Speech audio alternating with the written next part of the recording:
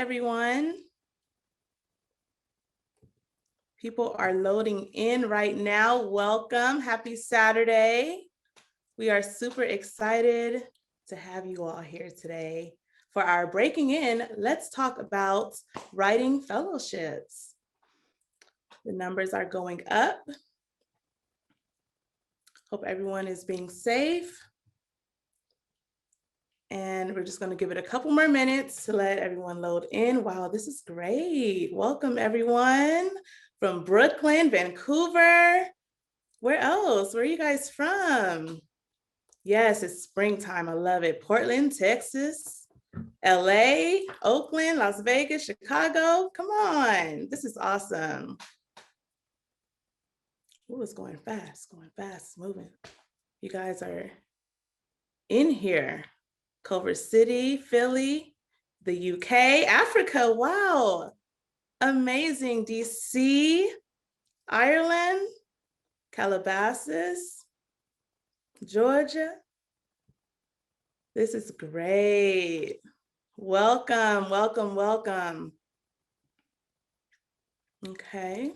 The numbers are still going up. You all are still arriving in. I'm going to give it a couple more minutes and we will get started. Chicago, Utah, Toronto, New York.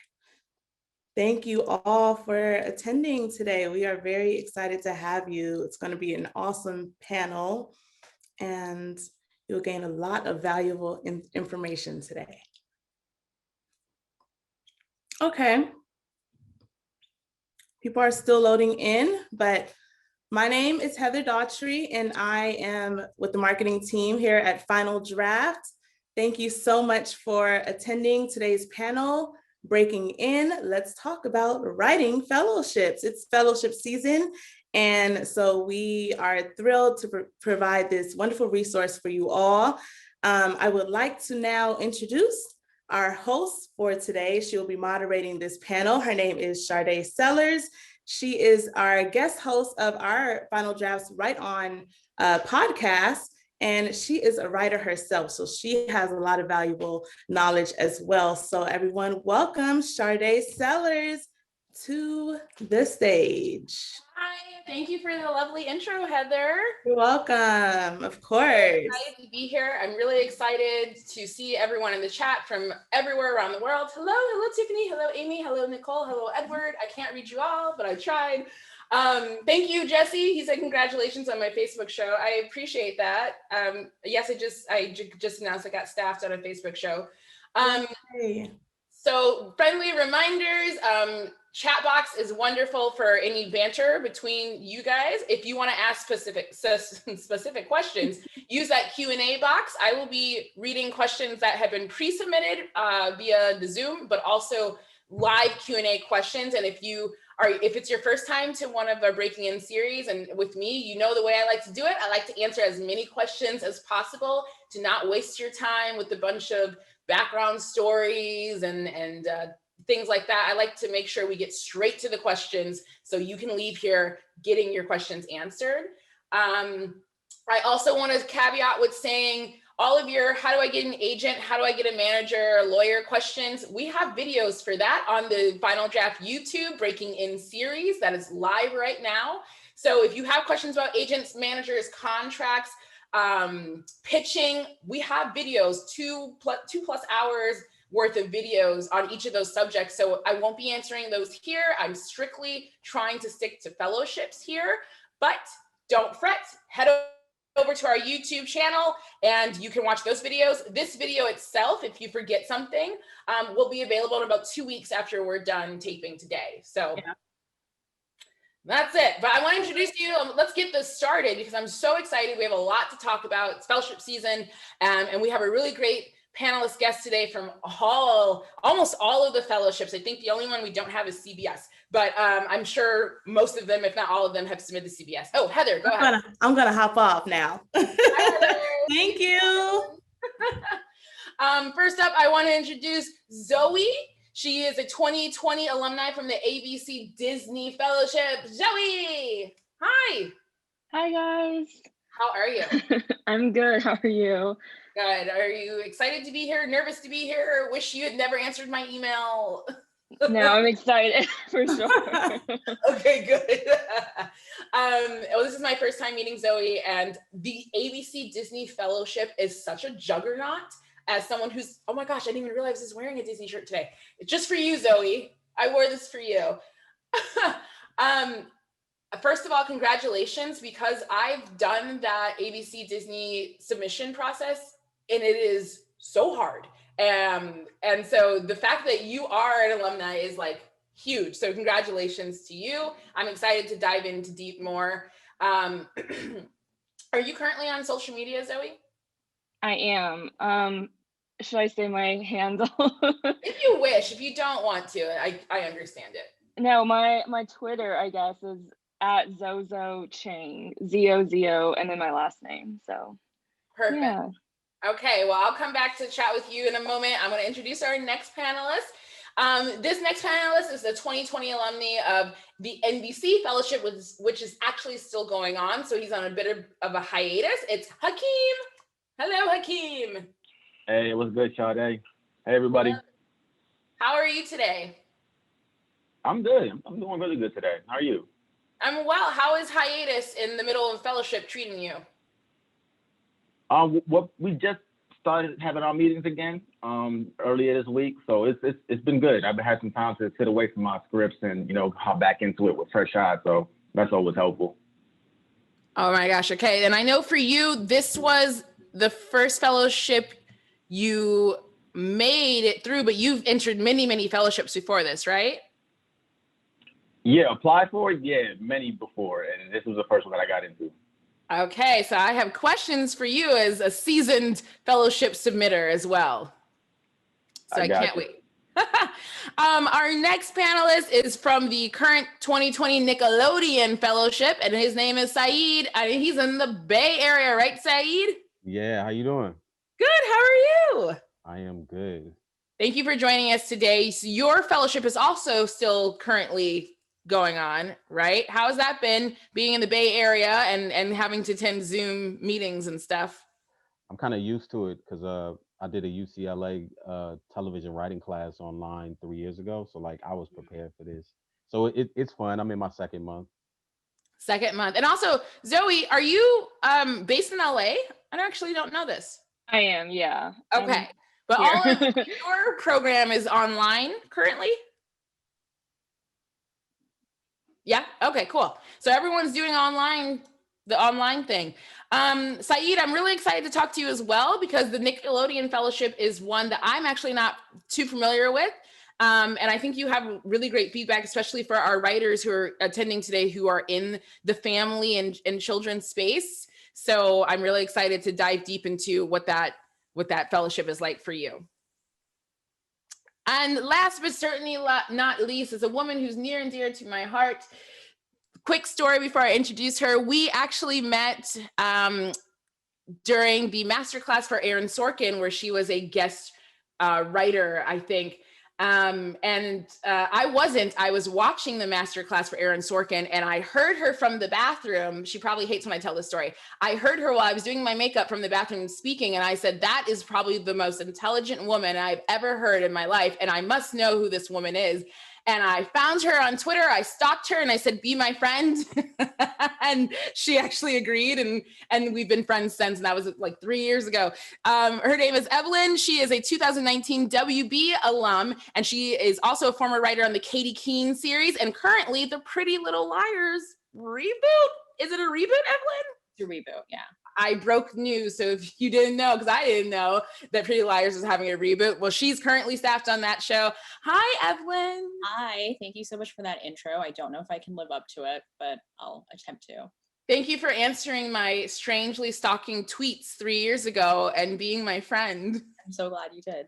I'm so glad we did. How was it? I know how it is, but if everyone else is curious, how was it being with Aaron Sorkin 2 feet away from you, as a screenwriter? I don't know if I can swear on this, but I was shitting my pants basically the whole time, because I still had my day job. And it was a very weird experience. It was my first like faux writers room experience. And he was someone I always looked up to growing up, watching The West Wing and stuff like that. So it was a very surreal experience, and I'm so thankful for it. If you guys haven't seen it, it's currently on Masterclass. I believe you can subscribe to just one class or a monthly program or a year program, but Evelyn's on that and she holds her own, man. And it's hard to hold your own next to Aaron Sorkin, but she did it. And that's exactly why I found her. When I hear people talk the way she does, I go, yes, I need to know that person. And that's why we're friends now. Evelyn, any BTS news for us? I know you're a huge BTS fan. There's always BTS news.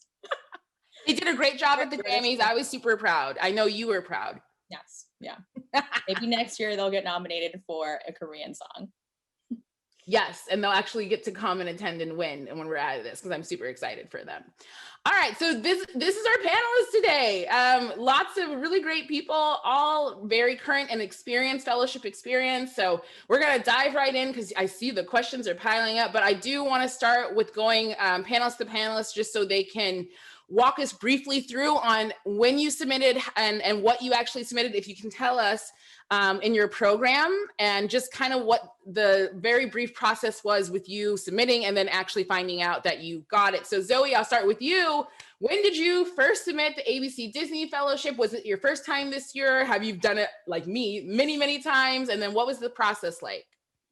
Yeah, so I submitted twice. So I submitted, I think, once in 2018, and then the second time when I sent my application in 2019 was the year I got in. The interview process went through like late 2019, and then I heard back basically for the 2020 fellowship. So I applied with 2 original samples because I think Disney, it used to be like a spec and an original, but then they changed their rules. So now 2 pilots, both drama, and one was sort of like a family drama, the other was kind of like a thriller. So I think both those things, they were kind of different, but they showed a little bit of range. And then there's the personal essay, there's resume. So I just sent all those in, hope for the best. Heard back and got the semifinalist interview, finalist in person at the time. This was before COVID. And then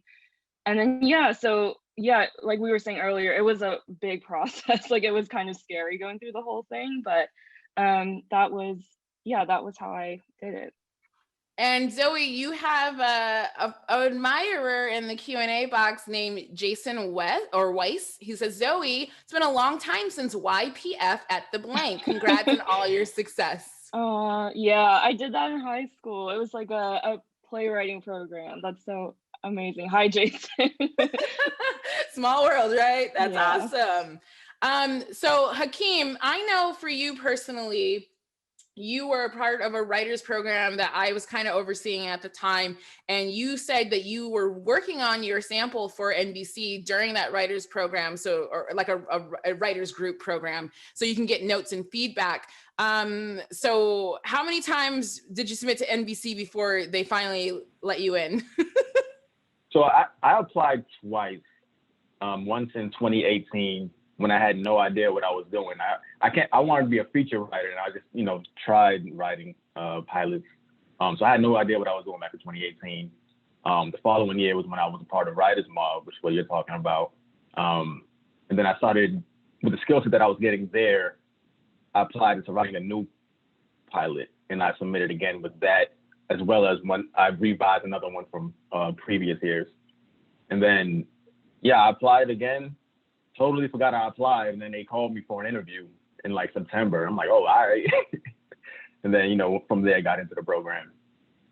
But I applied twice. I love when that happens, when you submit for something and you just forget about it and you put it, you move on, and then, oh, look at that, it actually worked. So. Yeah, I made a promise to myself back in like 2018. If all I have to do is write something new and I can apply for free, I'm going to do that, So I'm always going to apply if, I need to.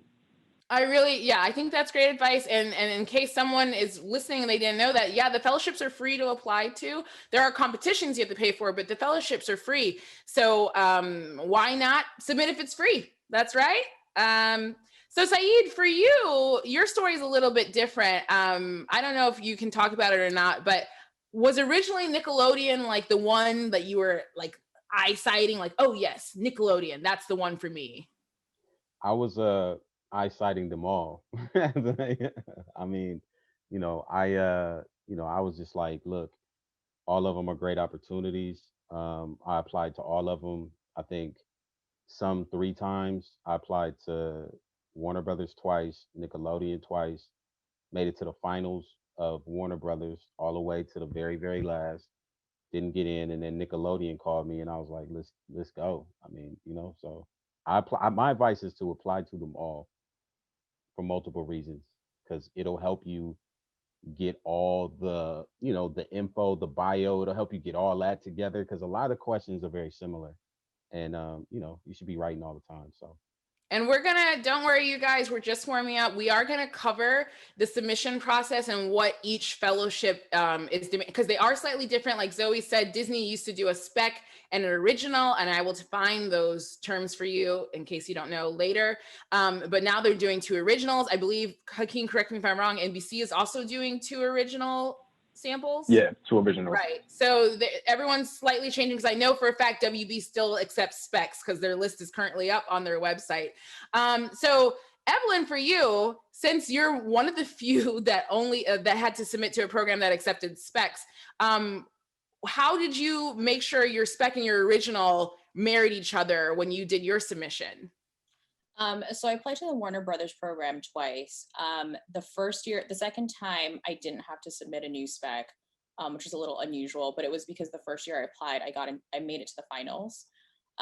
So the first year I applied, I basically chose a show that I felt like I was a good fit for and that I could write a good sample for.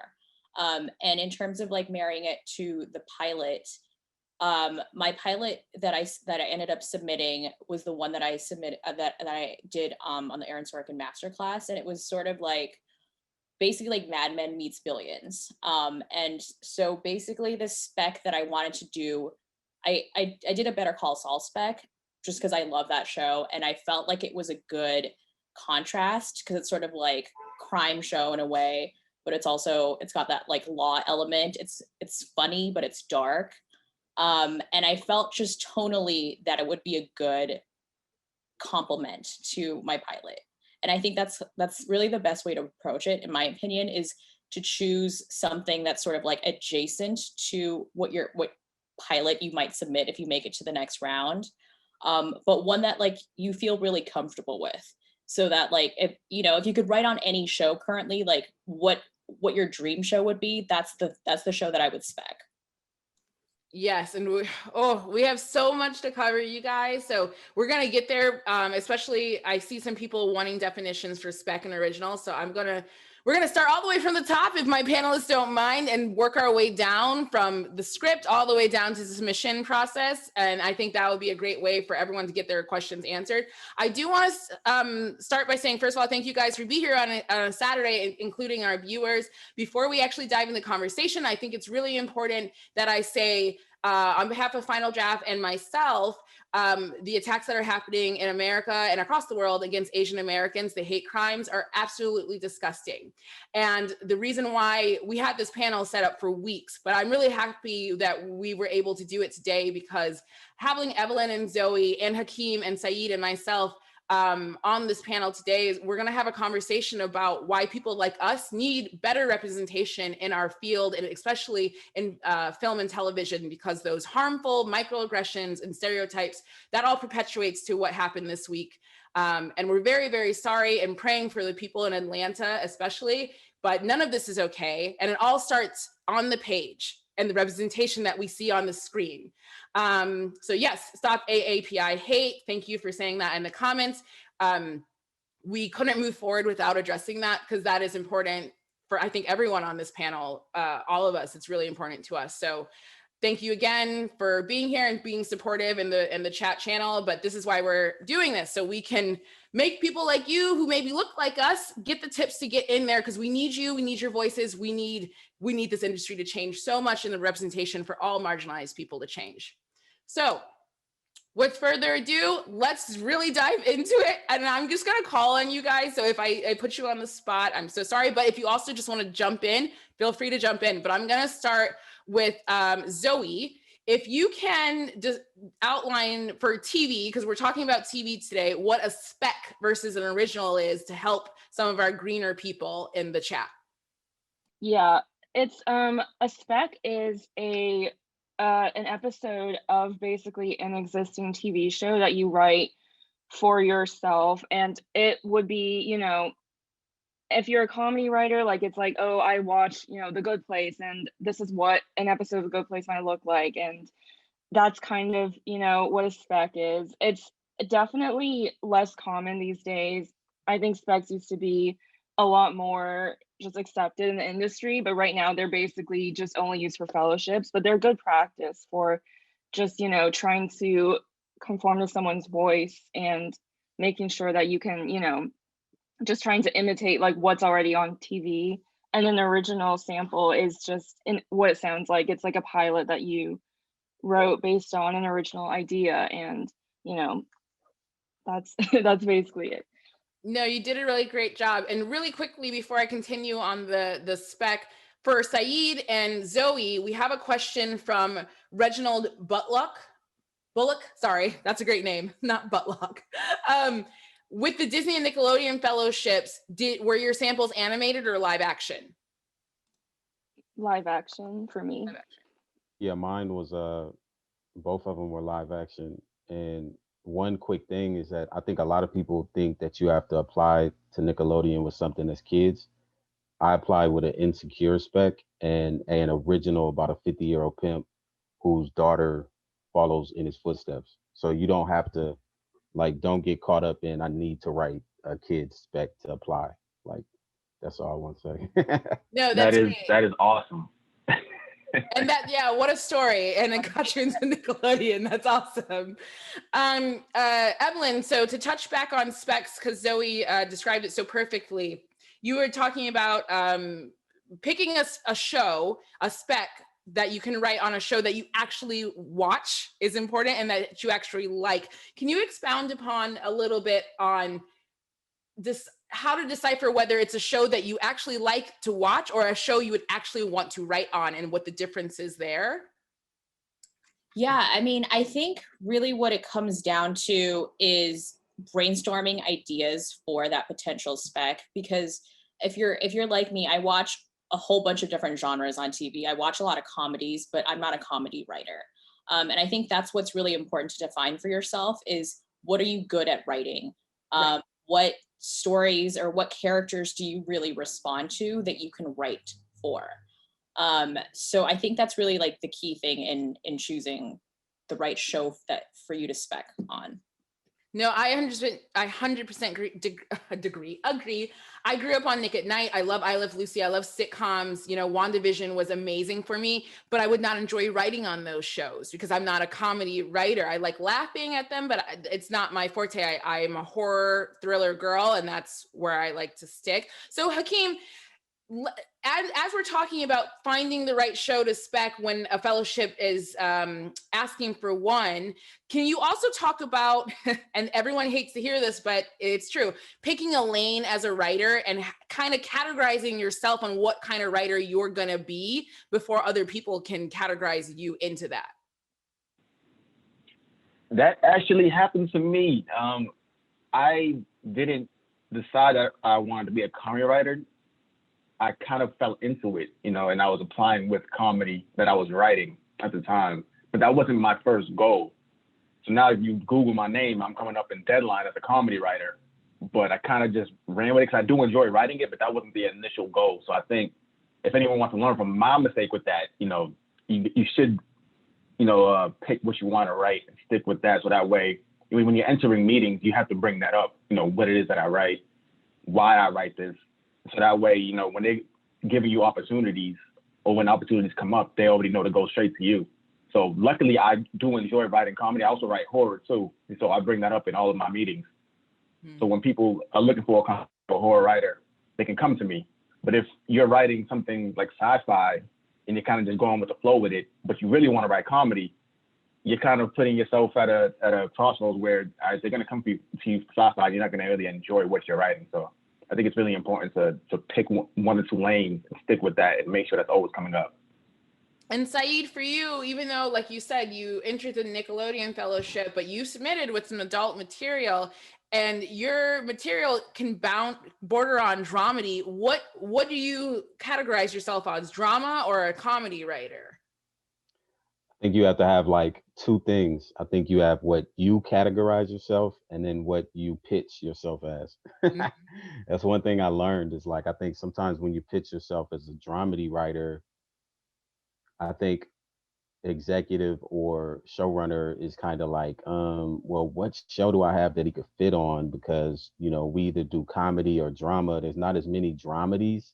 Mhm. And so I feel like I can write anything I want to as long as I can find an end that fits to my background and my voice and brand. But I pitch myself as a comedy writer. And just like Hakeem was saying was that like, I didn't think I was funny. I was just writing for myself, and everybody else was like, "You're funny, you're funny, you're funny." And I'm like, "Really?" I'm just like writing funny situations or telling my truth. And so I've come to embrace being a comedy writer. And I think you should know who you are, but at the same time, don't pitch that you write 5 things. I think you're going to confuse the person. So I say I'm a comedy writer, and that's something that Nickelodeon has helped me to embrace. Like, pitch you're a comedy writer. You know what I'm saying? Um, yeah. Yeah, because there's not, everyone makes career transitions down the road. It's not to say you'll always be a comedy writer. Like, I write in the horror thriller space, but I'm a huge fan of serious 1 hour female-led dramas like The Morning Show and Little Fires Everywhere. I would love to do a show like that, down the line. So Zoe, I know for Disney, you didn't have to submit a spec, but have you ever written a spec, and what was it? Yeah, I wrote a spec in college for the show The Americans, and I think it was that experience where I was like, I don't like writing specs. So when I was trying to find which program to apply to, I just applied to the one that didn't require specs, It's not a good answer, That's but great. No, what you said was so simple, but also really important. It's like, why force yourself to submit to a program that you're not going to enjoy writing? So I did a Big Little Lies spec, and this is my spec advice. Don't do what I did. Don't spec a show that literally is not coming back the next season, because I can never use that. The Big Little Lies is not coming back. It's not coming back for a third season. It was never supposed to be back for a second season. But I love the show so much. Again, I wanted to write, that 1 hour female-led drama. But it had no service to me after I submitted the fellowships last year. I can never use it again. I can't make it better. I can't do anything because the show is now not available on the WB list, which I'm going to talk to Evelyn about in a second. So my advice when it comes to spec is to pick a show that is currently on the air, that is, at least maybe 2 or 3 seasons in, so it's going to come back in the next season. And then, so Evelyn, in regards to a spec, like you did, Better Call Saul? Better Call Saul. Did you pick an episode that was in between the current season, or did you make up your own, like, season 1, episode 1 for the next season episode? If I remember correctly, it was sort of like sandwiched between 2 episodes in season 3. Right. You can do either. You can do like a bottle episodes, or like between season, or it can be a bottle episode anywhere in the season. It could be between seasons. It can be like, oh, this is what I think the season premiere would be like, if a season has just ended. And I have a question for you, Evelyn, from Julie McCarthy. Advice on how you make your specs stand out over the rest, or tips on what not to do in a spec. That's a really good question. I think the main thing is to make sure that you are capturing the tone, the voice of the show, and the character. So you don't want to do something that, like, you don't want to kill off any major characters. You can kill off characters if it's like a brand new one that you created that's sort of like, just like a tertiary character, and if it makes sense for the show. But I think that's the main thing, is that you want to capture the show, and it should feel like an episode of the show. And I think it's always better if it's sort of like a bottle episode, if that's possible, just so that it doesn't feel like it's completely like contingent on the reader knowing exactly like the minutia of what happened on the show, even though they should have watched the show to begin with. I agree with that, and I will add to that. What made Big Little Lies for me different is that obviously, if you haven't seen the show, it's about 5 women in some beach area. I can't remember Monterey Bay, I think, here in California. Yeah. And they were majority white, and we had one character, Bonnie, who was Black. And what I did in my spec script is like what Evelyn said. I actually made a season 3, episode 1, and what the next chapter would be for these women in Monterey. So I explored Bonnie, who confessed at the end of season 2. Sorry, spoiler alert, that she actually did kill the guy. I explored in my episode what jail time looked for Bonnie as a Black woman, and what the consequences looked at like for the white women in the Monterey Bay when they were actually accomplice and lied to the police officers, but Bonnie was the one that actually confessed. So I think that's what made my episode different, is as a Black woman, I wanted to take the only Black character in that world and really flesh her out and really kind of dive into her body to see what that would look like. Evelyn, really quick, we're having a question that's saying, can you just explain what a bottle episode is? Yes. So an example of a bottle episode is like the Fly episode in Breaking Bad. So basically it's like an episode that isn't completely contingent on everything that's like like the previous episode or the next episode. So for example, like the Fly episode in Breaking Bad was one where it like all took place basically like in the factory or wherever they were working at. And it basically like the whole plot wraps up like within the episode. Yes. Yeah. So it's like contained is another word. It's just a contained episode that's not going to have any threads or seeds. And it's just like a one-offer, like exactly what Evelyn said. We're going to wrap up the spec conversation and move on to the original. And I'm going to answer this last question from Sky Dent. In Hollywood, an original spec is the same as an original. Did they change their meaning of the term? A network is considering a pilot of mine, but I never use the term original. It's so confusing. So let me break this down in a way, which is why I said we're talking in terms of in TV. So this is true. So in TV, there are original and then spec, but there's also a little third column that I rarely use this term, but it is real, original spec. So at the end of the day, spec can mean 2 things. It can mean you writing an episode of a show that's already on the air in the voice and tone of that show, or it could just mean you writing an original. And I know that's so annoying and confusing. The term spec is usually, in terms of an original, is used in feature world mostly. Like Akeem and I are feature writers. So we have feature specs, which means we wrote it on spec, which means no one paid us to do it. We're not in an open writing assignment. Producers didn't give us money to flesh out an idea. It's something that's ours. And it's a feature that's ours that we wrote on our own that we may be trying to shop around. That means you're writing on spec. It means you're not hired, you're just writing and you're trying to shop it around. It can also be applied to television as well, if you want to think of it that way. It's not like Disney came to Zoe and said, we want you to write this thing. Zoe's writing her own thing and then shopping it around. So it is so confusing. And that's why I try not to use the original spec term. But in terms of TV and fellowships, just know that spec is something you're doing based off of a current airing TV show. And I saw that question. Yes, the show needs to be on the air. No, you can't write your Buffy the Vampire show spec. I wish I could. I would write that show all day long. You can, but it's going to do you no good. And then original is just something that is of your own volition. So I'm so sorry if that's confusing. Replay this video as many times as you can to get it. But I want to move on from the spec conversation to originals. Before I do, I will say someone asked to read the Big Little Lies spec. It's on my website because I can never use it again. I was comfortable enough to share it with the world because it's no good to me. I can never use it. So it is on my website, www.chardaysellers.com, if you want to read it. And going to Saeed, when do you feel like it's comfortable for you to share those kind of scripts that you know nothing's going to happen with them because they're unusable, like my Big Little Lies spec?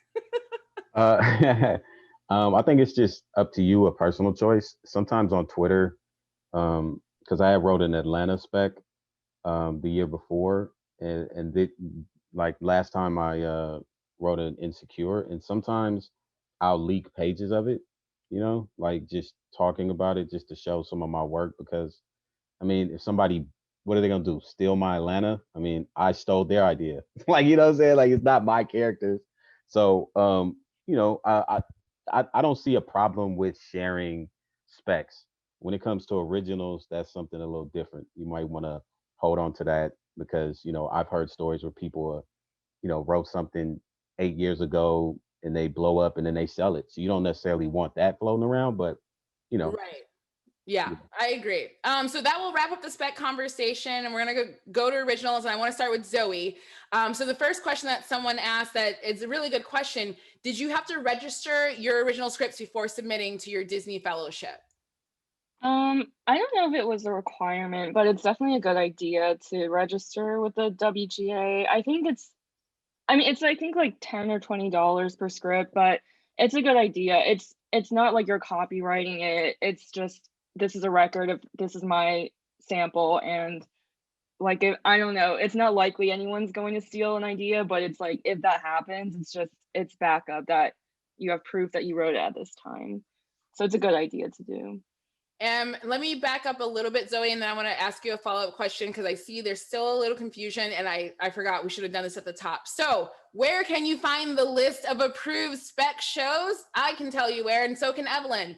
WB at their fellowship, if you just Google WB Fellowship, they have a list of 2021 approved spec shows.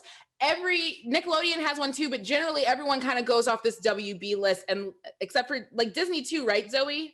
Disney has their own spec lists. Disney doesn't require specs anymore. Oh, that's I don't right. think They don't require yeah. them anymore. That's right. But they used to. Yeah. But in general, the ones that still take specs is CBS and WB currently, and Nickelodeon, right, Saeed? Yep. And Nickelodeon. So where did you find Insecure? You looked at the WB list, or did you look on Nickelodeon.com? I looked at them all, but they all kind of have the same show. They all kind of have the same, yeah. Right? Because they're gonna take anything that that is currently on the air, pretty much. So if you are looking to know what shows are approved to be spec, people have already put it in the chat. You guys are quick. So go ahead and look at those accepted shows list. They'll have it into 2 columns, as you'll see, drama and comedy. So if you're a dramedy writer, 30 pages, you are a comedy writer, sir and ma'am. So you need to go to the comedy side and take a look at those shows.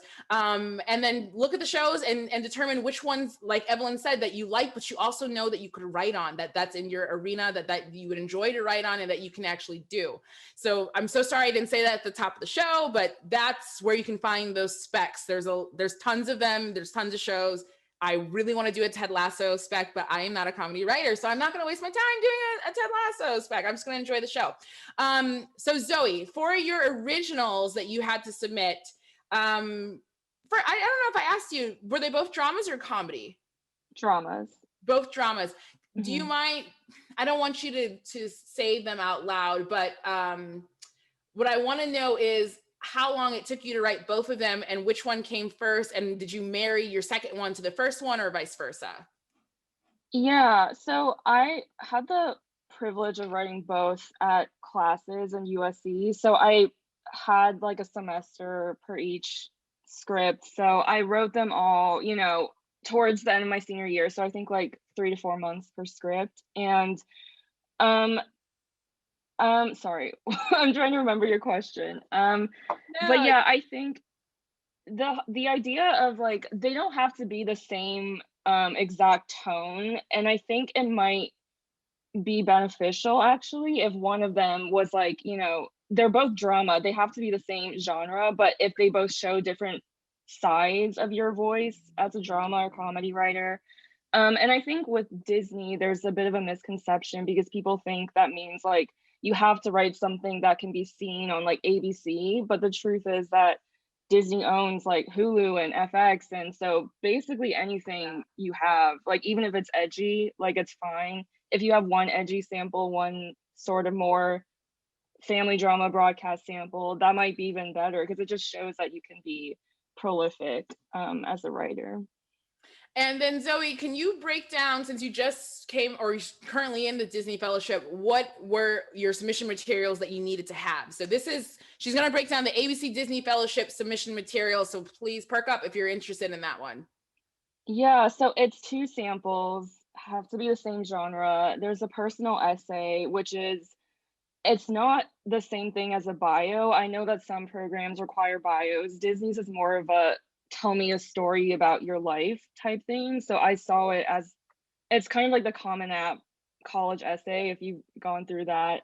And then the other thing, this wasn't here though when I applied, but they recently added a small self pitch, I think. Like you have to write a pitch for yourself on one of their TV shows, which I think is just another personal essay. Like it's basically another way for you to tell a story about yourself, essentially. So those are the 4 writing samples. And they're also all treated like the same. Like your scripts aren't more important than your personal essays. Your personal essays are just as important or even more important, really, because they want to know that you can talk about yourself. And yeah. And we're going to get into bios versus personal stories in our next and we're coming up shortly here. Saeed, what were the requirement for submissions for Nickelodeon? The requirement was a spec, and I think this year they took both ahead of time. I think it was like the spec and original, and then you had to, fill out like, basic bio questions and stuff like that. But yeah, it was pretty much both up front. But I think they read the spec first. Yeah. And then personal essay, bio. Yep. You had all that. You might as well just look, the way I did was I would, write all of them, and I would like have a document that had like the bio, and I had worked it and reworked it. And, like if one asked this question, I'll kind of rework that segment to fit in here. And like, like you really have to, that stuff does matter. Like, I think the reason why I didn't get in the first year was because I didn't spend much time on that stuff. I kind of just figured, the scripts is enough. But yeah. I think the scripts are weighted heavier, but that stuff matters because they're really trying to figure out like what your life experience is. Like, they're trying to dig deep into who you are as a person. So like lean into your life experience, what separates you, and don't just say that you grew up, with television as your babysitter. Like they hear that all the time. You know what I'm saying? Did. And we are going to get into that a little more, you guys. So I see you chomping at the bit. I do want to say I'm seeing a lot of questions about copywriting. There's a whole video with the entertainment lawyer. Her name is Tony Long that we did previously on Final Draft. You can head to the YouTube after this is done and you can watch a 2-hour video about when to copyright or when to register and all of that stuff. So I'm not going to answer those specific questions today because there's so much to cover in fellowships, but we did cover the exact thing you're asking for 2 hours with an actual entertainment lawyer. So please go check out that video after you're done here. Evelyn, what was required for WB? I just checked on the website just to make sure. Good. All right. So for WB, it's like a current resume and then your personal statement, your spec, and then the submission agreement, which is just like, the whatever thing that you sign off on. So the main thing is like the personal statement, which as Saeed mentioned, is really important because it's important for a number of reasons. Mainly, it's sort of like it gives them an idea of like what they could pitch you as to showrunners, which is ultimately the point of these fellowships, is to get you staffed. So you should write your personal statement the way that you write your scripts, in the sense that like it should be in your voice and it should be how you write as a writer.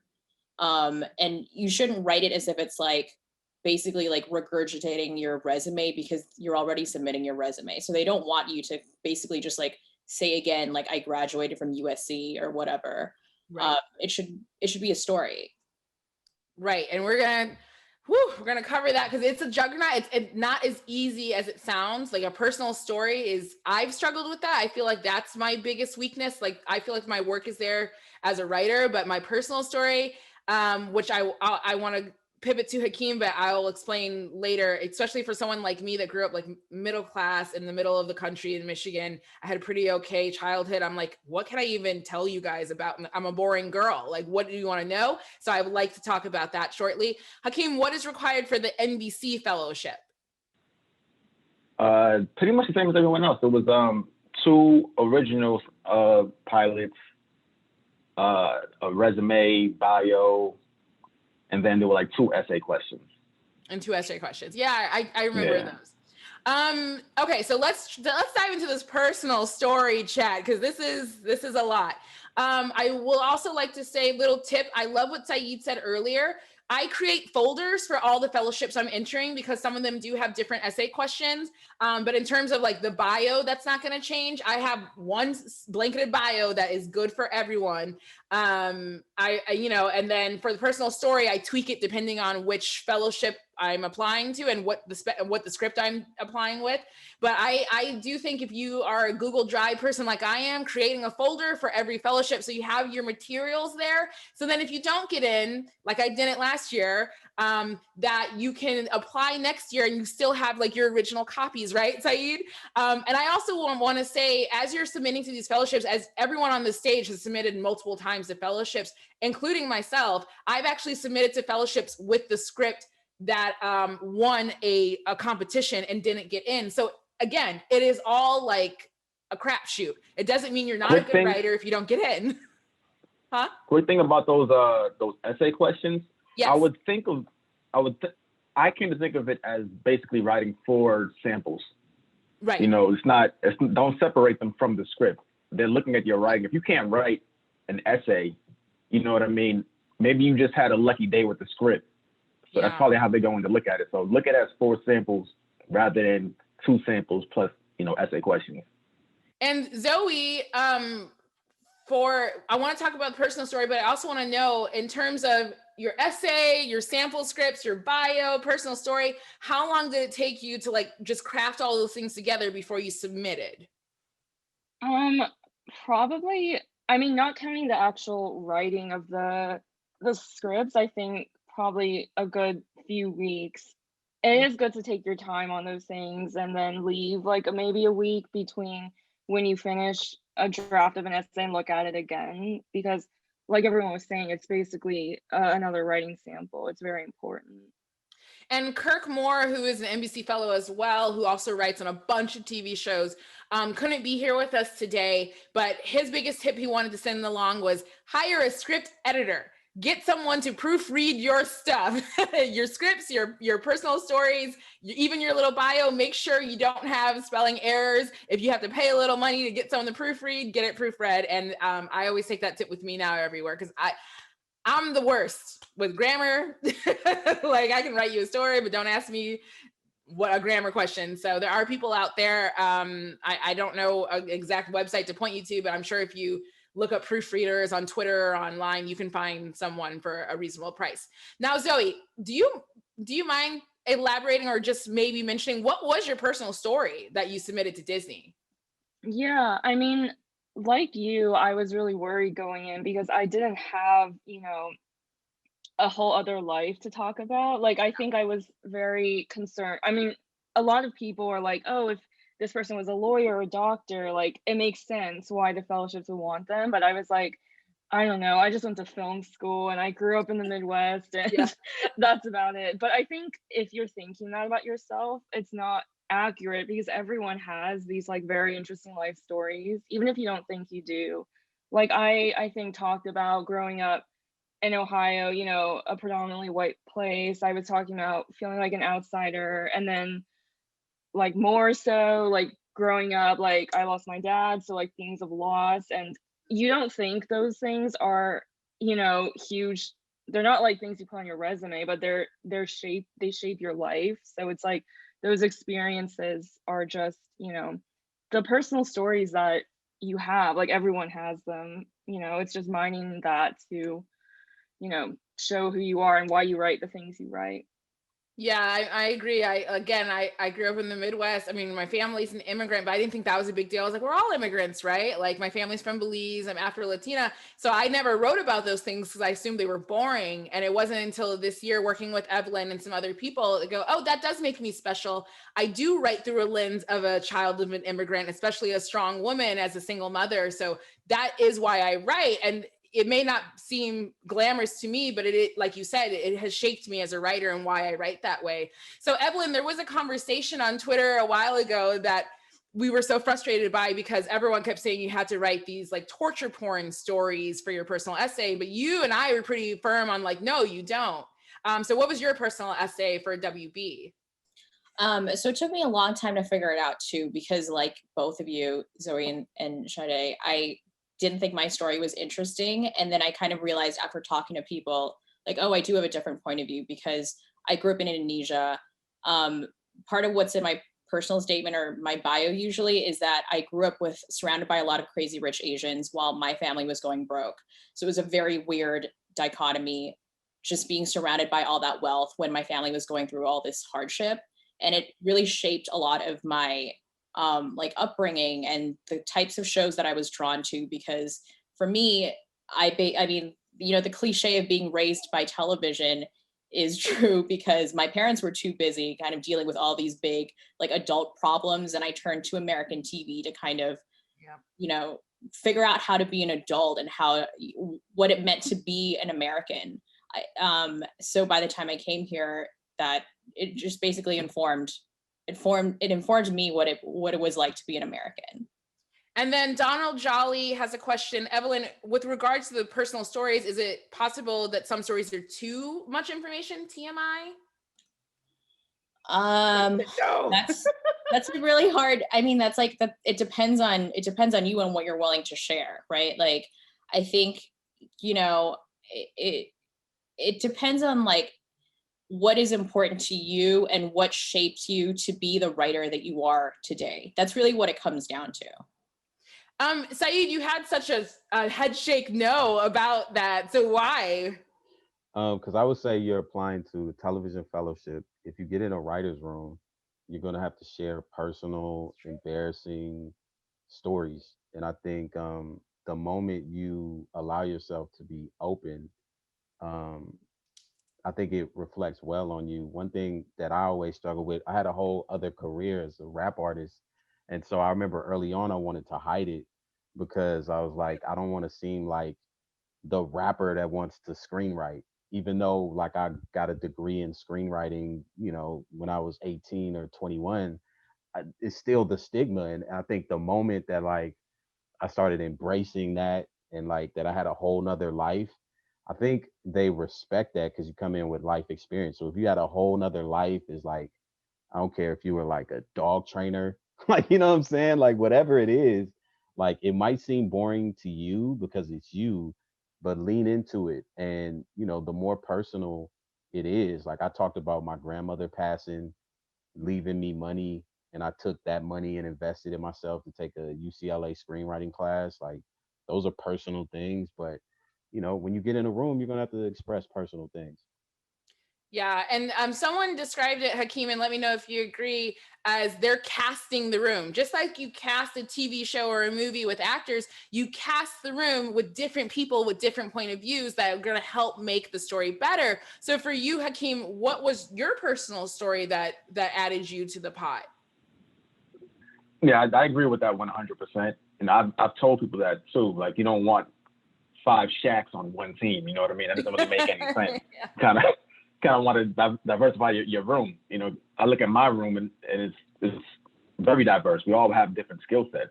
You know, even though there's 3 comedy writers and 5 drama writers, we all kind of bring something different. My personal essay was, I did pull from a traumatic experience, but I think what made mine different was I have a background in poetry, you know, and performing poetry and teaching poetry. So I wanted to lean into that and really shine with the language that I was using. So I think that's what have put me over. And I talked about a friend being killed, but you know, I thought it was on July 4th and I thought it was fireworks. So I just pulled from those different word usages and found the metaphors about fireworks and, Independence Day and his soul being independent from his body and things like that. I think that's what kind of put me over the edge. But it doesn't have to be a traumatic experience. Right. If you look at a lot of TV shows, at the core of some of these TV shows might be a basic premise. Like you look at like Atlanta, it's about a homeless guy trying to be a rap manager. Right. But if you watch Atlanta, it's the dopest show because every episode is different because they know how to tell it different. So even if you don't have what you think is a super cool, traumatic story, shine with the language a little bit, make it sound better than what you think it is. Even though I think everyone has a unique story. But if that's how you feel about yourself, shine with it a little bit more. And then really quickly, Bernadette, the interview with the attorney is called The Business of Entertainment, I think, Breaking in the Business of Entertainment with Tony Long. And it's on the YouTube video. It should only be like 2 or 3 videos before. It should be recent. We didn't do it. So it's on the YouTube channel, Final Drafts YouTube channel, I should say. I will give you guys 1 plug about the script editor. Since you keep asking me, please do not blow this young lady up, but she is very, very good, and pay her what she asks because she's that good. Her name is Liz Thurmond on Twitter. Her handle is Count My Stars. Yeah, Count My Stars, all one word. Liz Thurmond. She's a fantastic script editor. Ask her what her rate is because I don't know. But please don't harass her just because I gave you her plug. But I do think she is looking for more work and she wanted more work. So there we go. Okay, so just to wrap up the personal story thing, Zoe, what is the big difference between a personal story and your bio? Yeah, I think the bio is meant to encapsulate sort of your full life story, like, where you're from, where you went to school. Your bio can be very personal at the same time because you can still talk about, I guess, like, oh, she's from Ohio, whatever, like that shaped her life. But also, I think your bio is meant to kind of be more just like these facts about yourself, and your personal essay is meant to be, in my view, like a single story that just tells who you are and like why you write the things you write. And it's more like an anecdote. A bio covers more than a personal essay does. Right. And then Evelyn, for you, after your WE fellowship, which we'll get to more about what it's actually like being in the fellowship shortly, I just wanted to make sure I give all the prep to submit. You actually went on a lot of showrunner meetings. I remember talking to you about that. So did you memorize your personal story to mention that in the room when you went, or did they already have it before you got there? So you just expanded on it? So basically, when you're in the program, at least from Warner Brothers, they ended up like, I submitted, and then we kind of edited together a short bio, which is very different from the one that you submit when you're applying to the program. And this bio is sort of much closer to what your reps would send out if you have reps. And it's basically like a very short paragraph that kind of like summarizes like, who are you? What's your background, that kind of, any relevant information about who you are as a writer. And then it'll mention like, this is the sample we're submitting. So they kind of like, showrunners will typically have that when you meet with them. They may forget, so then you'll have to do your spiel of like, where are you from, blah, blah, blah. I typically sort of like tailor it a little bit to the show that I'm meeting on, so that like, if it's a show about like aliens or whatever, then I like to talk about like how like my experience as an immigrant and as an outsider, like, thematically, I like to kind of like tailor my spiel to the show so that it kind of like makes sense. And so it kind of gives the showrunner an idea of like why I would be a good fit for the show. Can you, for Katy Keene, if you remember, what was your pitch to them of like why you'd be a good fit for Katy Keene? It was a brand new show, right? Yeah. It wasn't on the air. Yeah, I can actually talk about like a couple, because I've been on 3 shows now, so I can very briefly talk about like what I did differently for each one. So for Katy Keene, I grew up like my mom was a fashionista. Growing up, I was very into fashion. I wrote a fashion pilot, which is what got me on Katy Keene. So it's very different from like the other previous samples that I had. But I sort of just talked about like how much I loved the show and how hopeful it was. And how it kind of like mirrored in some ways like what I wished my like early 20s was like. And then I talked about like each of the characters and like all that stuff. I delved into that. For the second show I was on, it was Kings of Napa, which is on OWN. And it's a show basically about like a very prominent rich Black family in Napa, who owns a vineyard. And there's a lot of like interpersonal family dynamics there. So I talked about like my own family, the stuff that like my family deals with and grapples with. And obviously like my background surrounded by like all these crazy rich Asians kind of like helped inform that. And then for Pretty Little Liars, which I can't talk that much about, but it's like that's generally the idea, is you kind of want to like tailor it to the show and to the characters and what you relate to, I think. Yeah, and I think that's great. And then in terms of length on the page and also verbal, is there a time, like I know most of the fellowships will tell you it needs to be a page for your personal story, but when you're pitching yourself personally, do you have a time limit you like to stick to, like 60 seconds, minute and a half? I like to gauge the showrunner's reaction, because everyone's different. Some people kind of like want more out of you, and some people are just like kind of like quick and they just like want to get in and out. Like I've had, for Kings of Napa, my meeting was like 15 minutes long. Nice. So that it just depends. It depends on the person. Yes, but in terms of the on the page, you guys, when you're submitting the fellowships, they'll have a word count for you. So it'll tell you need to be a page long, or needs to be 500 words or whatever, or no more than 600. So it really depends on where you're submitting to. Saeed, this question is come up a lot in the chat, and I didn't want to ignore it. It's going to take us sideways a little bit, but I think it's important to address. There's a lot of concern of ageism, especially because we all look very young on this panel. So I'm sure some people are like, is it too late? But I know for a fact that they don't ask you your age, and sometimes they don't even ask you to put your name on your scripts when you submit. Was it the same for Nickelodeon? Yeah, I mean, I am the oldest person in the Nickelodeon fellowship, but but that I found out later. But no, they never ask. It's never too late.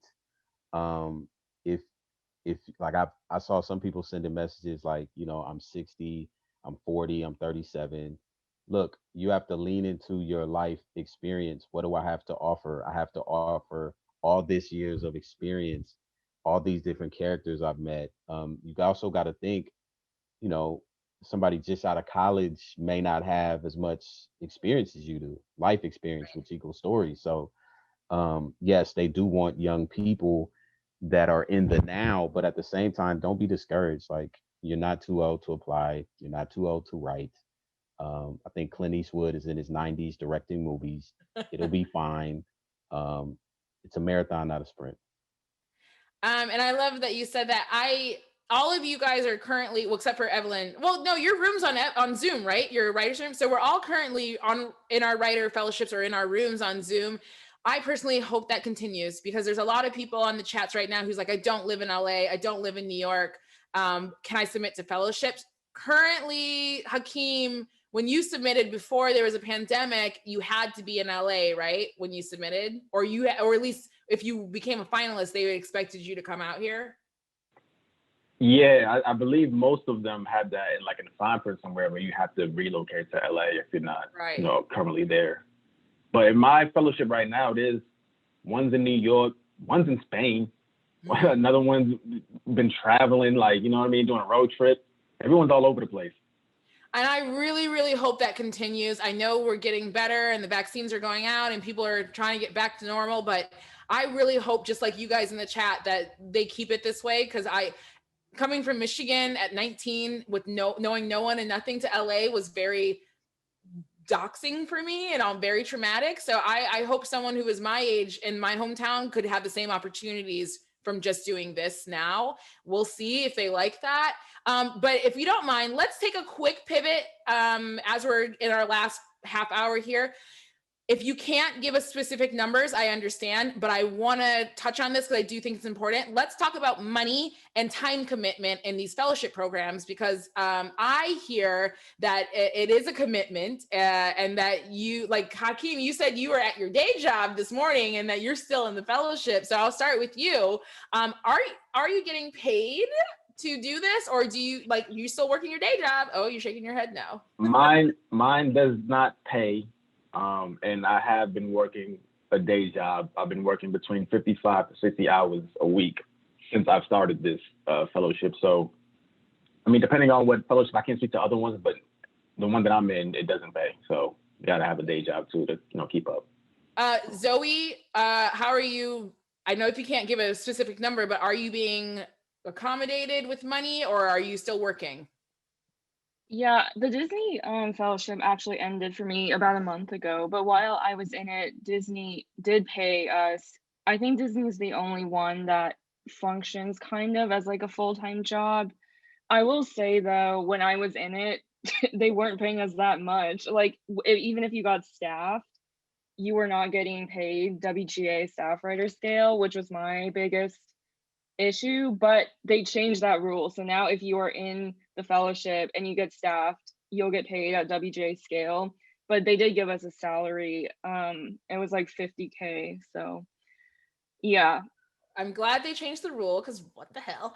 I Evelyn from WB, what was it? I know you were working. I feel like you were. Yeah, I feel like I still had my old day job when I got into the WB program, and it was a horrifying experience. So, I mean, what I mean by that is that you very much can and should, keep whatever job you have, because you don't know, you're not guaranteed anything when you get out of the program. The WB workshop has a great track record of staffing people once you get out of the program or even like during the program. And that's really like, that's the biggest thing that you can come out of it, is that you could potentially be a staffed writer. And that's typically like why people apply to these programs. In terms of like time commitment, it's usually like once a week after work. So everyone in my program was like, they had a day job. A lot of them were like assistants and stuff like that. So, keep your job is what I'd say. question from Michelle Michelle Flythy, I think.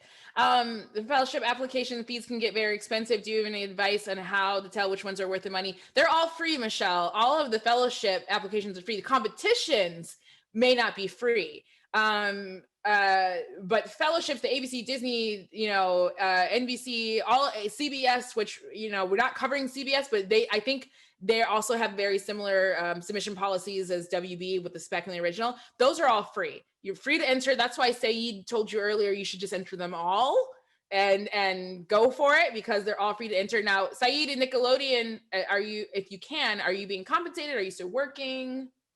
The wonderful people at Nickelodeon are paying me. I am hired by Viacom CBS, and it is a wonderful thing. Also, they allow me, I got hired to write a biopic, so they allow me to write that too. But here's the thing.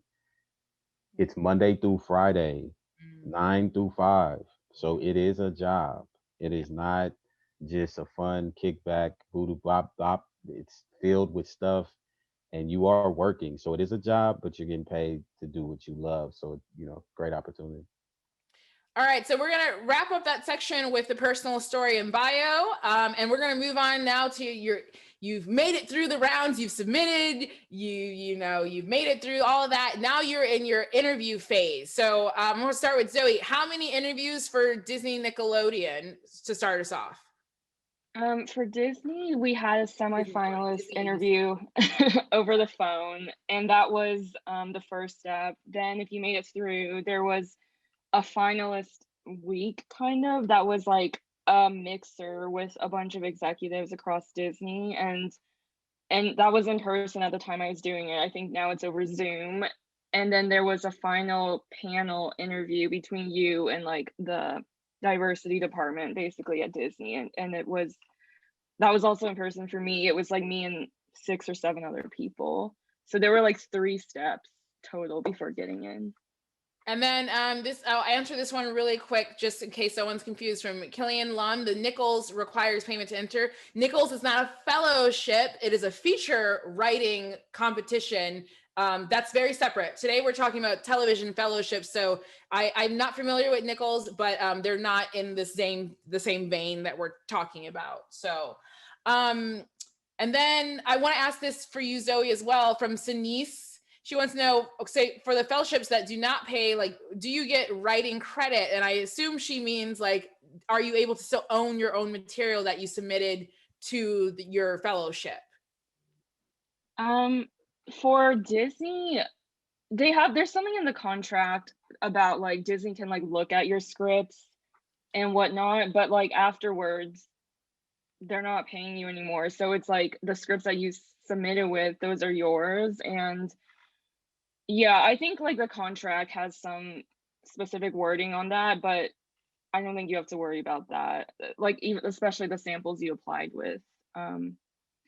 Oh, and like one other thing I should mention for me was that when I was staffed, I was able to write episodes, and then I did get that script fee money. So I made it sound like Disney wasn't paying us, but we did get, usually staff writers don't get script fees, but I got a script fee. So I'm very grateful for that. Yes, you hear that, Mouse? Cover your ears. She wasn't talking about you. And then one last time, you guys, I see you still talking about it in the chat. So yes, it's called the Nichols Fellowship, but it's not a fellowship. It is a competition. The difference with television fellowships that we're talking about today, like Evelyn said, the purpose is to get you staffed. So it's every studio's way of kind of finding new voices and talent to get them on television in a staffed position. So that doesn't happen with Nichols. There is no expectation just because you're a Nichols finalist or winner that you're going to get staffed, because it's features. You know, you might sell your script, but you're not going to get staffed doing it. So it's very tricky. I'm sorry they named it that way because it's not a fellowship. It is a competition. Evelyn, this is from Kelia Hamilton. For the panelists during the interview process, were there any questions they asked that we should prepare for?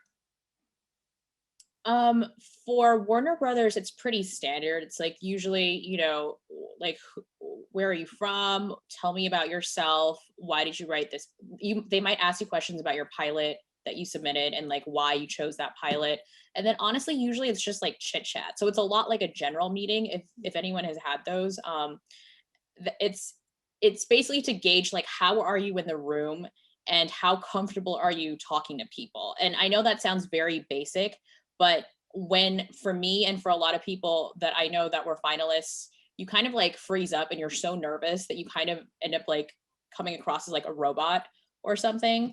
I know like that's where I went wrong when I was in the finals the first year. So I think it's really about like being really personable and being able to comfortably talk about yourself and your story, and to come across as both like professional and personable.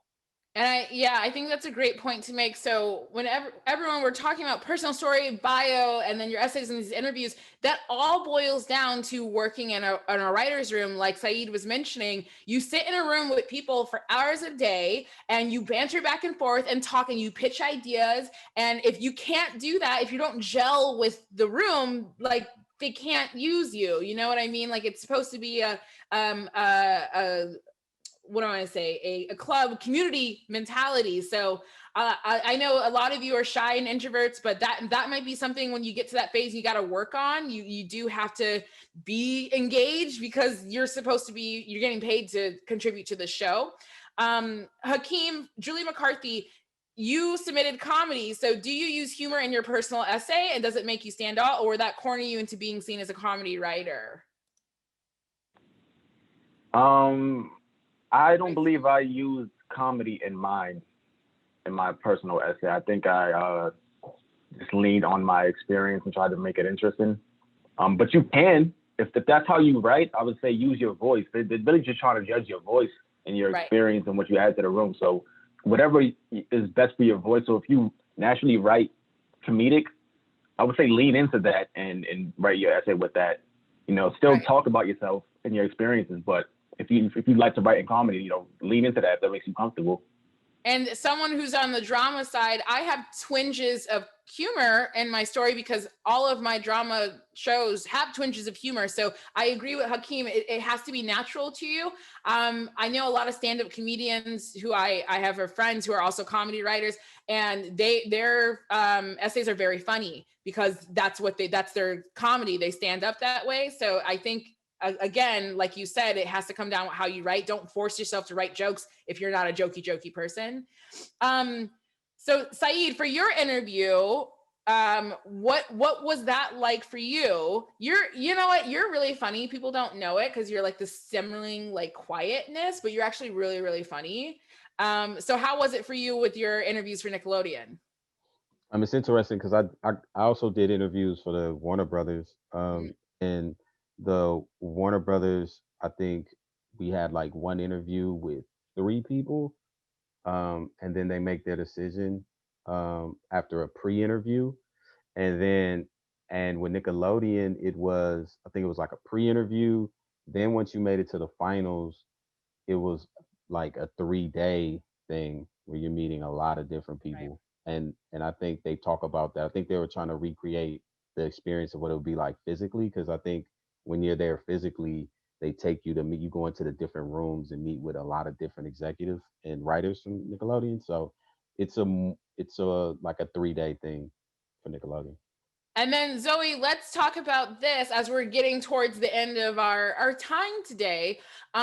You're a month out of your program. So what does it look like for you in life right now? Have you been on general meetings? You said you were staffed already. So how does the program help you now that you're a month out? Yeah, so Disney, I think Disney will is sort of keep you in their network. So they'll keep, if you're in their finalist or cohort member family, you'll keep, hearing from them. But I think it's kind of now like on me. It's like, I got the program, but now it's up to me to keep that momentum going. So luckily I found reps over the past year and have been working with them on just creating more samples, developing, just making sure I'm taking generals and still putting myself out there, because I was on the rookie and we're on hiatus right now, so I just have more free time and want to just keep being productive. And then you mentioned that you went to film school previously. What film school was that? I went to USC. Ooh, awesome. Yeah. I actually want to ask everyone this question because it's been coming up in the chat a lot. I'll start with myself. I didn't go to film school. I'm self-taught. I couldn't afford film school at the time in 2009 when I actually came out here. So I'm self-taught. Evelyn? I did go to film school. I'm not going to mention them because I had a horrifying experience, but it's not important. Honestly, it's not important. It can be really helpful if you have that experience, just because it gives you an opportunity and time to write, but you don't have to have gone to USC or NYU to get into these fellowships. Saeed, same question. Yeah, I got a degree from San Francisco State when I was in college, then detoured into rap for a while. And then I went back and tried to apply. I got rejected from LMU. I got rejected from NYU.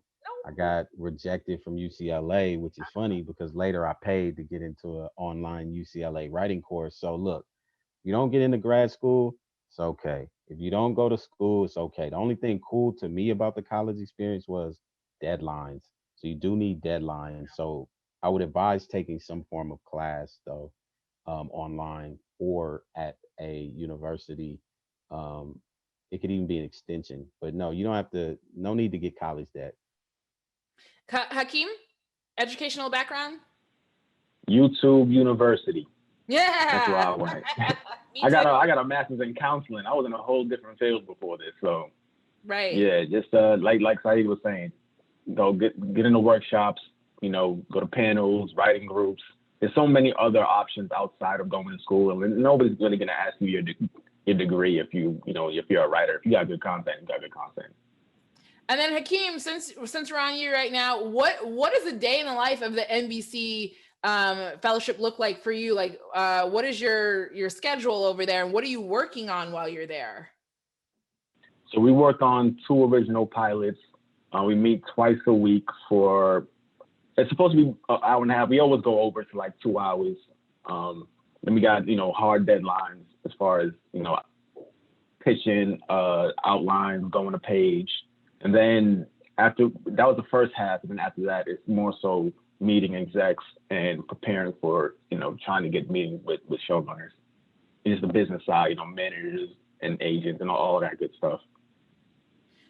Question from Colleen O'Dwyer Palomero, great name. Are produced writers barred from applying to fellowships? I don't believe so. I'm a produced writer for feature. I haven't done, I'm a produced writer for a feature, and I still applied the fellowship. I haven't seen anything in the fine print, but if anyone else knows that answer, let me know, because if not, then I'm doing it wrong.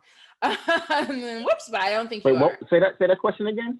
She wants to know, are produced writers barred from entering fellowships? I think a lot of them do have a certain money amount.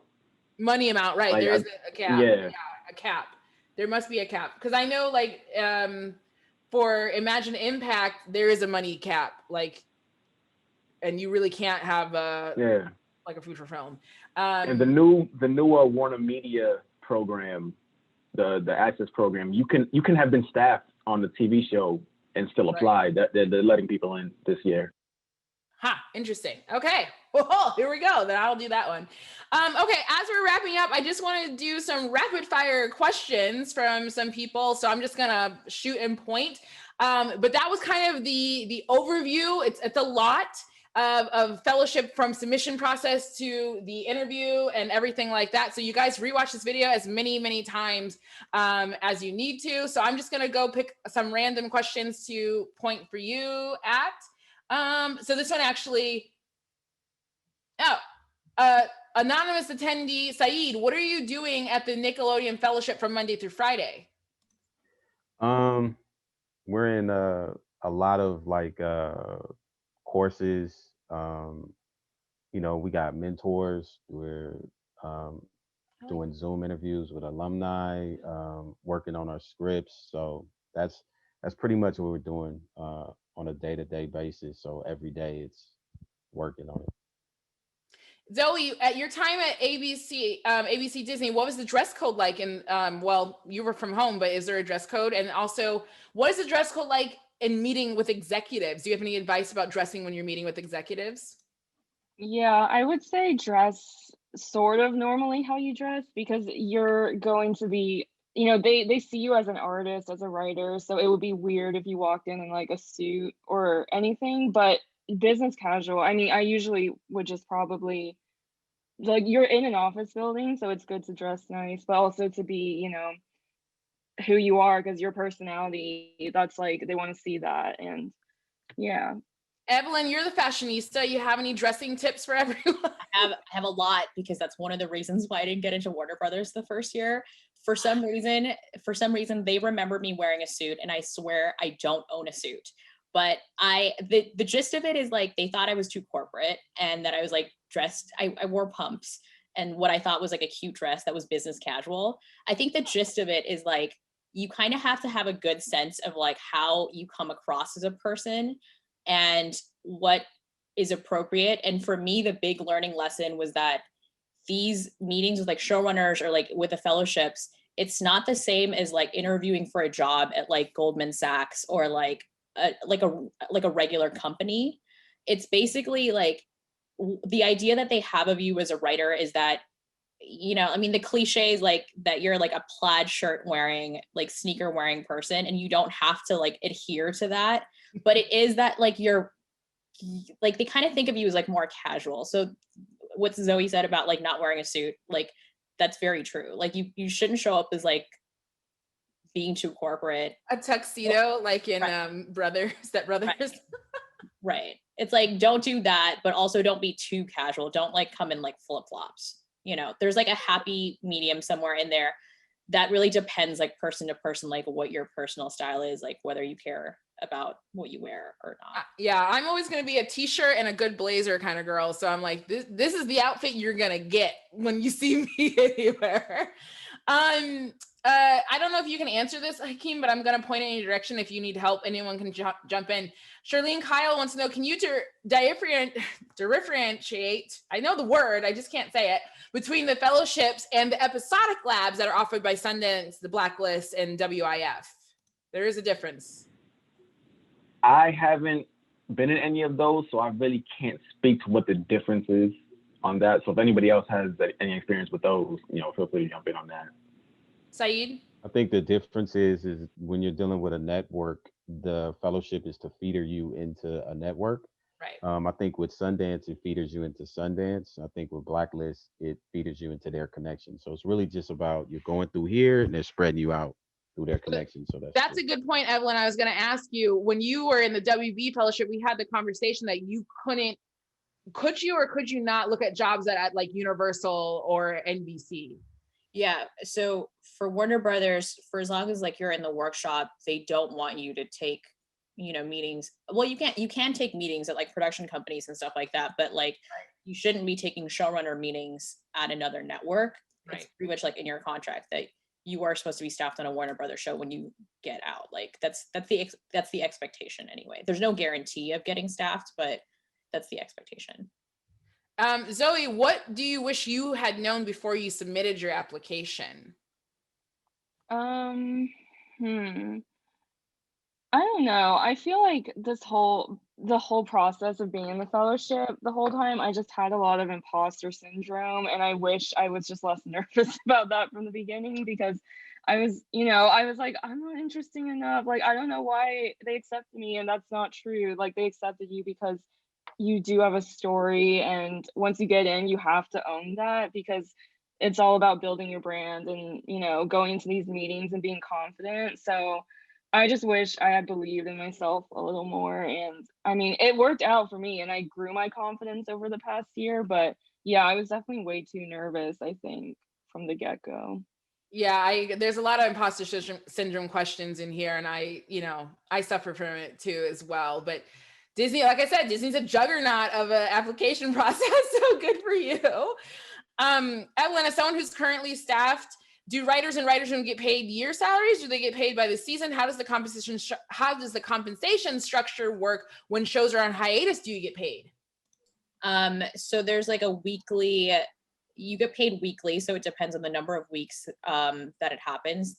I think that's true of like lower and like mid-level writers. I think that changes when you're an upper level writer, because then I think you get like an episodic fee. It depends on the number of episodes as opposed to the number of weeks. You do not get paid when you're on hiatus. So typically what happens is, like, when the show goes on hiatus, you are theoretically free to go meet on other shows, go on other meetings, mainly because like you don't know if the show's going to come back. Like, I know when I was on Katie Keene, like we pretty much got like like we didn't get a season 2 pickup, but we got a 13 episode order, and we were just about to start the room when COVID hit, and then everything went down the drain. Yeah. So there's never a guarantee that your show is going to come back. Yeah, and I really loved Katie Keene. And so really briefly, can you touch on, you got, and Zoe mentioned it too, you got to write an episode in your first room. I got to write one too, which doesn't really happen. So what was that process like? It was a really great experience. But we also we sort of group write every episode. We group wrote every episode on Katie Keene, and it's sort of like the same. I imagine it'll be the same for Pretty Little Liars, just because that's how they do it in that camp. Yeah. But to Zoe's point, for staff writers, I think you still don't get paid the episode fee if you write an episode, and that's unfortunate. But Zoe got one. Yes, Disney. Hakeem, Linda wants to know, in the interview process, are you required to have a few samples of work available aside from the samples that you use in the application process? Will they ask as they do with feature scripts? So no, during the interview with NBC, it was just what you submitted with. They didn't ask about any other samples.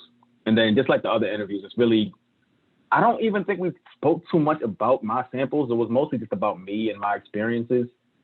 And we went so deep in the conversation, like just a regular general conversation, that they emailed me after with more questions to answer, just about comedy, because a lot of what we talked about wasn't even about comedy. Right. But they knew I was a comedy writer from what I submitted. I'm going to answer 3 more questions, you guys, and then we're going to wrap it up today. And I will we'll go around and say thank you to the panelists and give, if they're open to it, their social media. So if you have follow-up questions, if they're open to it, they can answer there. Hakeem, Julia Wells says, I've heard there are things in Hollywood you can't talk about: mental health issues, religious beliefs. Is that true? That's false. I even go into every meeting saying what I write. I write for change. That's my intent. So they know that from the door, and it's always went over well. So that's definitely false. Hakeem, Saeed, for you as well, mental health, religious. Yeah, I mean, all of it is open. Just write it well. I mean, even if you look at the television show Dave, they had a whole episode about Gator and his mental health. So do it. And I love that episode. It's really good. Dave is such a great show. I'm glad they're back for season 2. Let's see. 2 more questions. I want to make sure there's something we can hit for everyone. We kind of covered that. Oh, okay. Well, we kind of covered that too. Don't worry, guys. I see all your questions. I just want to make sure. Zoe, do you, and this is a small question, and I'm not quite sure if you'll even know the answer to it, but I might ask another one. Do you, are you considered employees or independent contractors when you are in the fellowship, but also when you're staffed? I was an employee of Disney. I don't know if it's different now because it used to be you were paid by Disney the whole way through. I know now that the staff, the cohort like gets a staff writer deal when they're staffed. So I'm not sure. I was an employee while I was there. Saeed, do you know what it is for Nickelodeon? Yeah, I'm a employee of Viacom CBS. So interesting.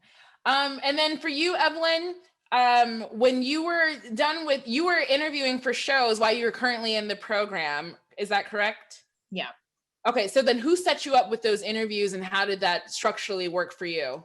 So the fellowship basically submits you to various shows. They kind of give you the opportunity to tell them like what shows you're really excited about, and also tell them like maybe what shows you don't think you'd be a good fit for, because ultimately they want those showrunners they want it to be a good fit on both sides.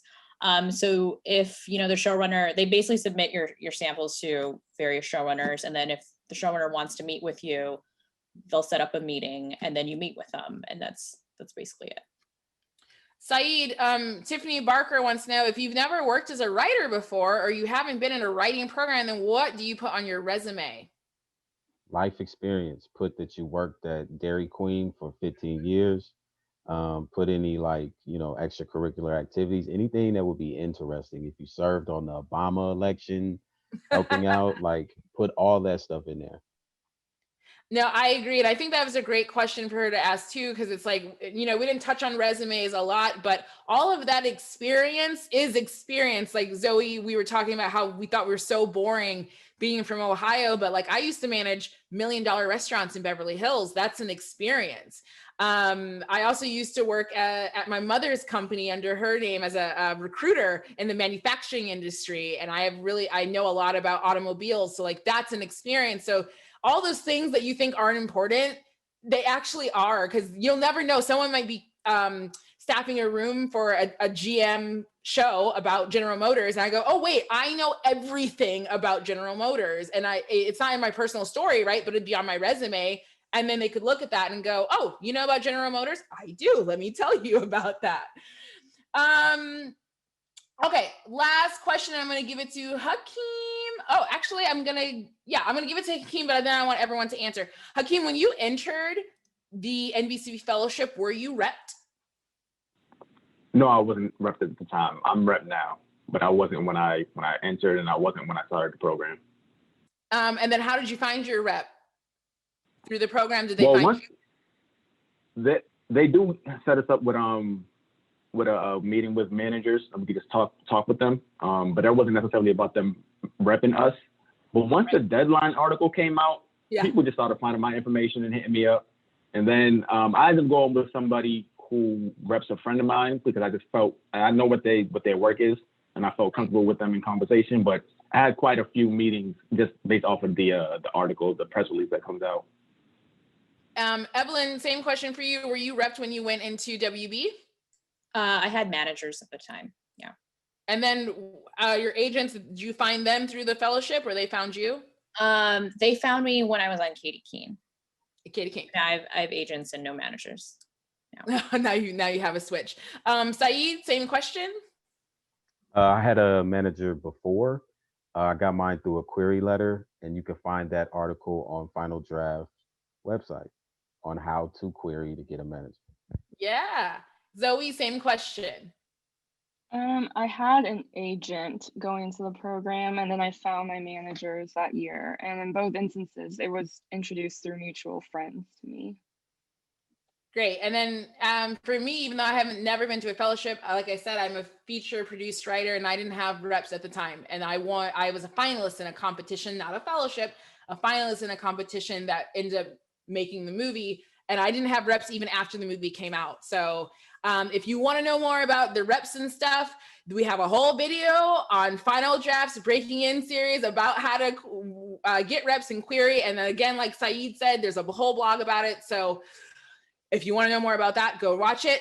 That is the end. But before everyone jumps off, I do want to go around and get your contact info. If people can reach out to you, I'll start with Zoe. I know you mentioned it at the top, but you're on Twitter? Yeah, sorry, I mentioned it at the top, which is weird, but my Twitter is at Zozo, Z-O-Z-O, and then my last name, Chang. Awesome. And Hakeem, where can the people find you? On all the socials at Kimo Hill, K-I-M-O Hill. And wait, let me go back to Zoe real quick. What's next for you? What are you currently up to? Just writing, developing, just, thinking about what's next. I'm not in the room at the moment, but hoping I'll get to go back to a room soon. And Hakeem, for you, you're currently in there, but what else is happening in your world? Same, my team is currently pitching a project to network, so we're still going along with that and developing other projects. Awesome. And Saeed, where can the people find you? And then what are you currently up to? You can find me on Twitter at Balance510, B-A-L-A-N-C-E 510. I am currently trying to kill in this Nickelodeon program, and I am finishing this biopic I wrote and trying to get 4 scripts done this year. That's the goal. Ooh, 4, 1 a quarter, huh? How do you set yourself up for that? That's really ambitious. I wish I had you. I wish I had your motivation. Google Calendar. It works. Google Calendar. Just plan it out. I need to do that. Evelyn, where can the people find you? And then what are you up to? I know kind of what we already said it, but like, what else are you up to? I'm at Evelyn Eves on Twitter. My account's private currently, just because I don't want to deal with trolls, but you can request to follow me if you're interested, and I'll usually accept. I'm working on Pretty Little Liars right now, so that room's still going on. I'm working on a couple of things myself. I have a feature in development, and I'm working on a pilot on spec. Yay! And you guys can find me on Twitter at I am Sharday Sellers. I'm also on Instagram, but honestly, I don't use that IG as much. But you can find me there if you'd like. I just ended my first staffed show for a Facebook Watch thriller sci-fi that should be coming out in the summer. So that just ended yesterday. So I too am looking for my next job. Zoe, I get it, girl. I also want to remind everyone this whole video will be available on the Final Draft YouTube in like a couple of weeks. Just give us time. It's a long video. So if you forgot something, you can go and rewatch it again. You also can find Final Draft on social media, on Twitter and Instagram. I believe it's Final Draft Screenwriting on Instagram, and then just Final Draft Inc. on Twitter. And there's a tons of free resources available on the Final Draft website, but also there's a podcast that we interview screenwriters on. There's blogs that I write, the Afro Horror blog. Saeed has a blog on there. So anything else you need, that's all available under Final Draft. So please give them a follow and a shout out, because doing these series is a lot of work. So I also want to thank Heather and Emma from Final Draft for putting this on. Thank you all for being here. I know it's like 3 a.m., 4 a.m. in some areas of the world, and you're still here learning and engaging. So I appreciate that. Thank you to my panelists. I reached out to you. We had to reschedule a few times, but you made it here, and I'm so appreciative. We went over so much, and there, I don't even think I think we touched on everything, but it's still a lot. So thank you for taking your time to share your experience.